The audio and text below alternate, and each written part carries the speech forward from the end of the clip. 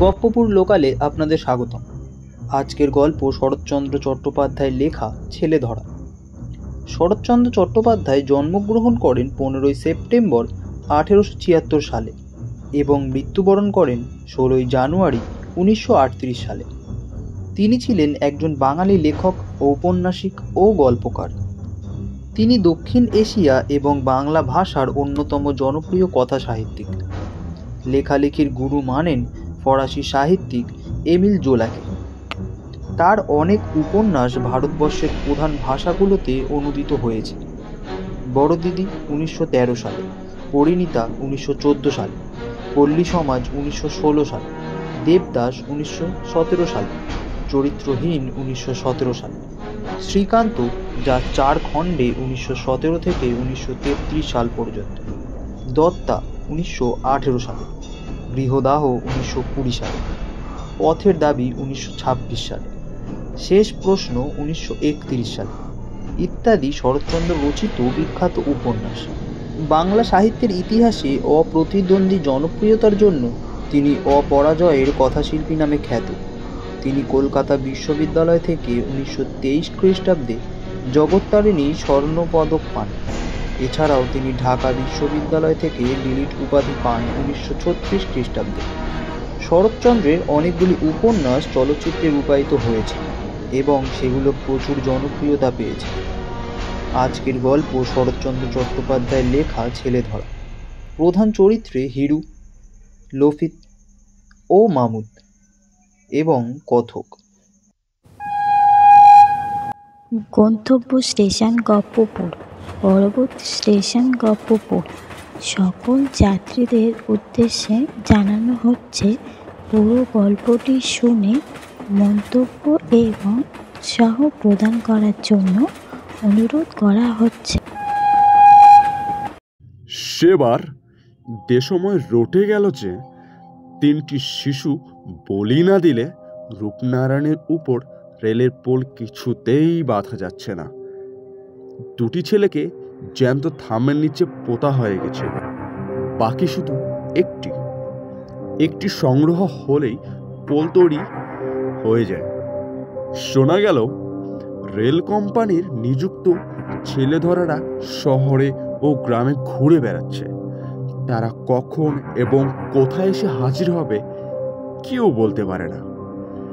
তাদের কারো পোশাক ভিখিরির, কারো বা সাধু সন্ন্যাসীর, কেউ বা বেড়ায় লাঠি হাতে ডাকাতের মতো। এ জনশ্রুতি পুরানো, সুতরাং কাছাকাছি পল্লীবাসীর ভয়ের ও সন্দেহের সীমা রহিল না যে এবার হয়তো তাদের পালা। তাদের ছেলেপুলেই হয়তো পুলের তলায় পোতা যাবে। কারো মনে শান্তি নেই, সব বাড়িতেই কেমন একটা ছমছম ভাব। আবার তার উপরে আছে খবরের কাগজের খবর। কলকাতায় যারা চাকরি করে তারা এসে জানায়, সেদিন বউবাজারে একটা ছেলেধরা ধরা পড়েছে। কাল করে আর একটা লোককে হাতে নাতে ধরা গেছে। সে ছেলে ধরে ঝুড়িতে পড়ছিল। এমনই কত খবর। কলকাতার অলিতে গলিতে সন্দেহক্রমে কত নিরীহের প্রতি কত অত্যাচারের খবর লোকের মুখে মুখে আমাদের দেশে এসে পৌঁছল। এমনই যখন অবস্থা, তখন আমাদের দেশেও হঠাৎ একটা ঘটনা ঘটে গেল। সেইটি আজকে বলি। পথের অদূরে একটা বাগানের মধ্যে বাস করেন বৃদ্ধ মুখুজ্জে দম্পতি। ছেলে পুলে নেই, কিন্তু সংসারে ও সাংসারিক সকল ব্যাপারে আসক্তি 18 আনা। ভাইপোকে আলাদা করে দিয়েছেন, কিন্তু আর কিছুই দেননি।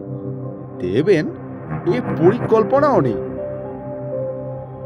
সে এসে মাঝে মাঝে দাবি করে ঘটিবাটি, তৈজসপত্র এসব নিয়ে। খুঁড়ি চেঁচিয়ে হাট বাঁধিয়ে দিয়ে লোকজন জড়ো করেন আর বলেন, হিরু আমাদের মারতে এসেছে। হিরু বলে, সেই ভালো, মেরেই একদিন সমস্ত আদায় করব। এমনই করে দিন যায়। সেদিন সকালে ঝগড়া চূড়ান্ত হয়ে গেল।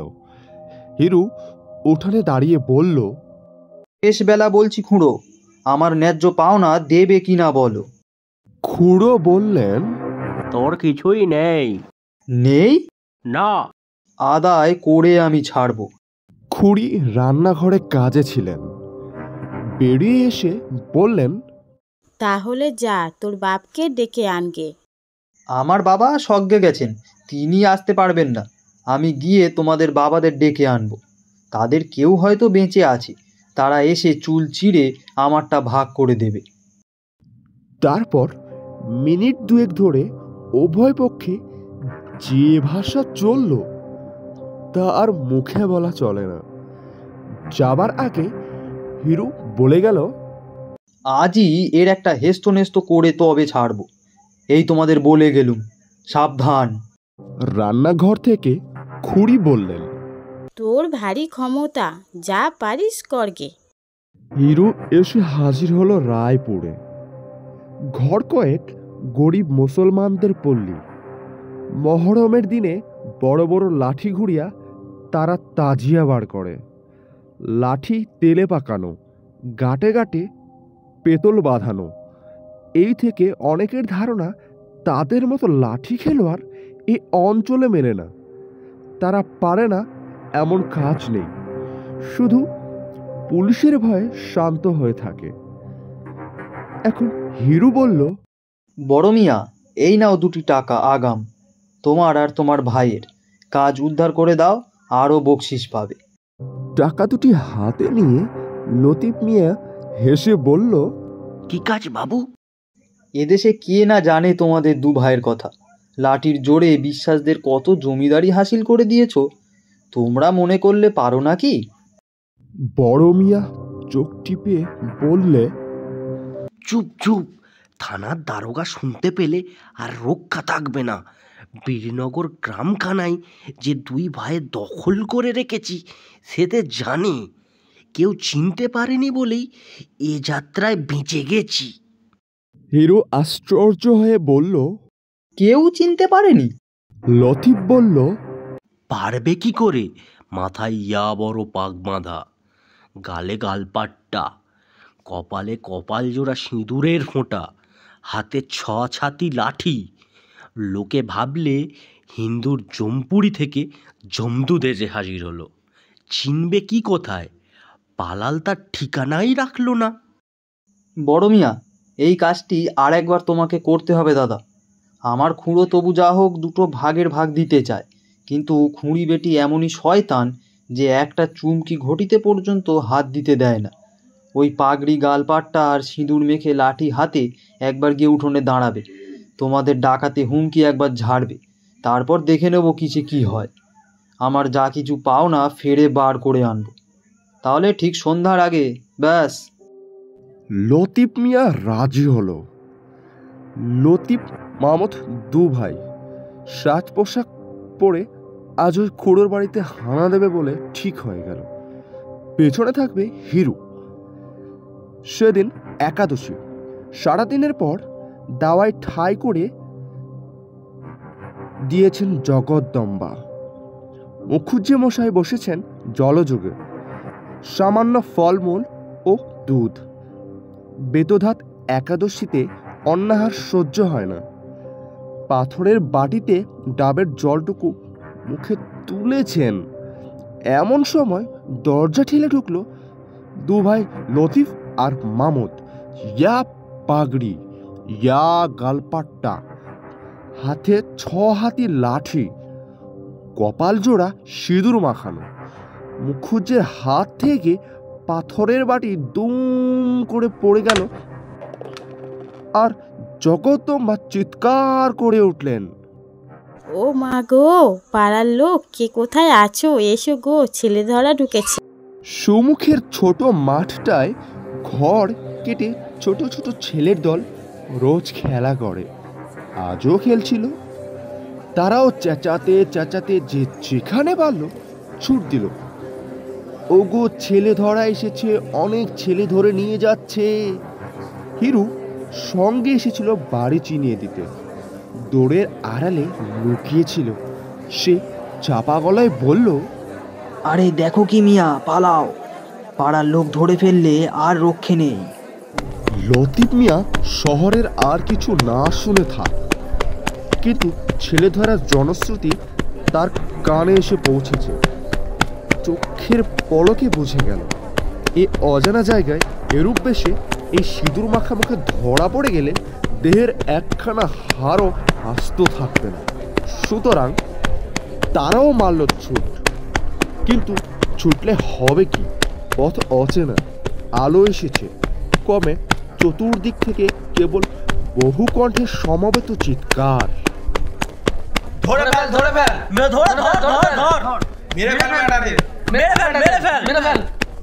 ছোট ভাই মামুদ কোথায় পালানো ঠিকানা নেই, কিন্তু বড় ভাই লতিফকে সবাই ঘিরে ফেলল।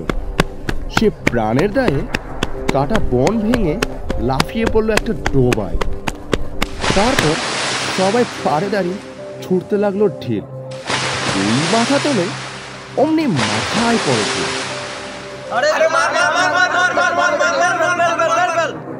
সে আবার মারে, আবার ওঠে, আবার মাথায় পড়েছে। লতিফ মিয়া জল খেয়ে আর ইট খেয়ে একদম আধমরা হয়ে পড়ল। সে যতই হাত জোর করে বলতে চায়, আমি ছেলে ধরা নই, ছেলে ধরতে আসিনি, ততই লোকের রাগ আর সন্দেহ বেড়ে যায়। তারা বলে, নইলে ওর গালপাটটা কেন? ওর পাগড়ি কিসের জন্য? ওর মুখময় এত সিঁদুর ওলা করতে হবে? পাগড়ি তার খুলে গেছে, গালপাটটা একধারে ঝুলছে, কপালের সিঁদুর জলে ধুয়ে মুখময় লেগে আছে। এসব কথা সে পাড়ের লোকদের বলেই বা কখন, আর শোনেই বা কে? ততক্ষণে কতকগুলি উৎসাহে লোক জলে নেমে লতিফকে হিঁচড়ে টেনে উপরে তুলল। সে কাঁদতে কাঁদতে কেবলই জানাচ্ছে যে, আমি লতিফ মিয়া, আমি ছেলে ধরা নই। এমন সময় আমি যাচ্ছিলাম সেই পথে। হাঙ্গামা শুনে নেমে এলুম পুকুর ধারে। আমাকে দেখে উত্তেজিত জনতা আর একবার উত্তেজিত হয়ে উঠল। সবাই সম্মস্বরে বলতে লাগলো,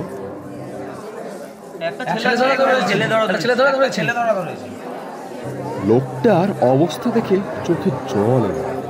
তার মুখ দিয়ে কথা বেরোবার শক্তি নেই, গাল পাটটাই, পাগড়িতে সিঁদুরে রক্তে মাখামাখি, শুধু হাত জোর করছে আর কাঁদছে।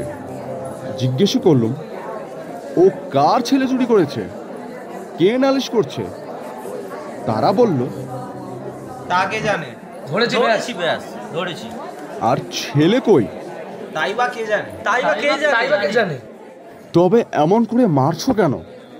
কেউ একজন বেশি বুদ্ধি খাটিয়ে বলছে, ছেলে বোধহয় ও পাঁকে পুঁতে রেখেছে, রাত্রিলে তুলে নিয়ে যাবে, বালি দিয়ে পুলের তলায় পুঁতবে।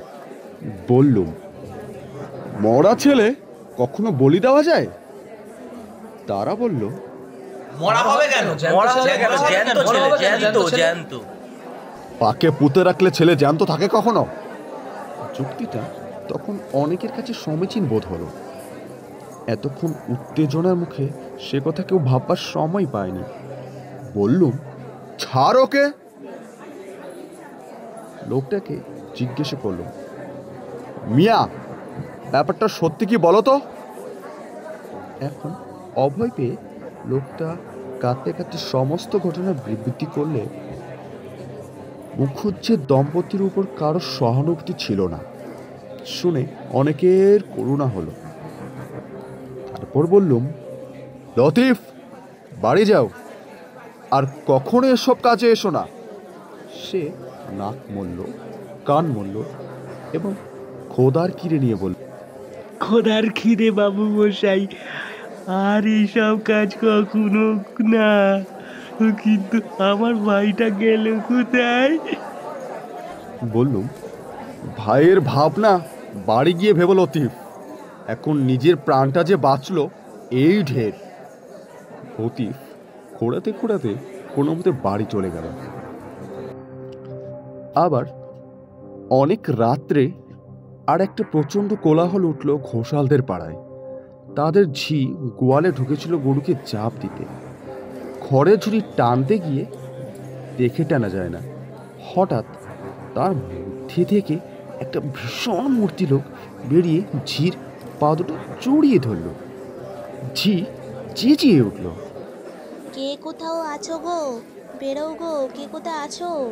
ভূত আমাকে খেয়ে ফেললে। ভূত ততই তার মুখ চেপে ধরে বলে, মাগো আমাকে বাঁচাও, আমি ভূত পেরেত নই, আমি মানুষ। চিৎকারে বাড়ির কর্তা আলো নিয়ে লোকজন নিয়ে এসে উপস্থিত। আগের ঘটনা গায়ের সবাই শুনেছে, সুতরাং ছোট ভাইয়ের ভাগ্যে বড় ভাইয়ের দুর্গতি আর ঘটল না। সবাই সহজে বিশ্বাস করল এই সেই মামুদ মিয়া ভূত নয়।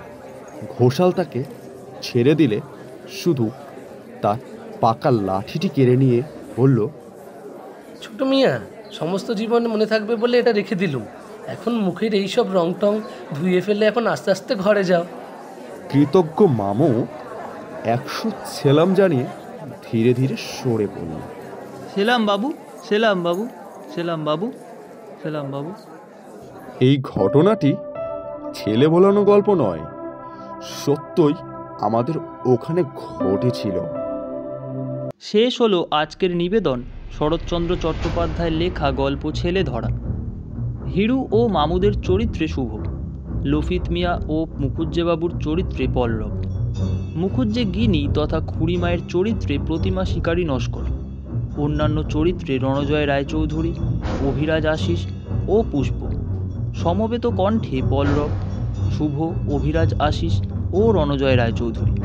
গল্প পাঠে সূর্য। ধ্বনি পরিকল্পনা, নাট্যরূপ ও সমগ্র পরিচালনায় পল্লব। পোস্টার ডিজাইন রিতম পাল। আগামী সপ্তাহে ঠিক সোমবার ভারতীয় সময় রাত্রি 9:24 এবং বাংলাদেশীয় সময় রাত্রি 9:54 আরও একটি গল্প নিয়ে হাজির হবে গপ্পপুর লোকাল।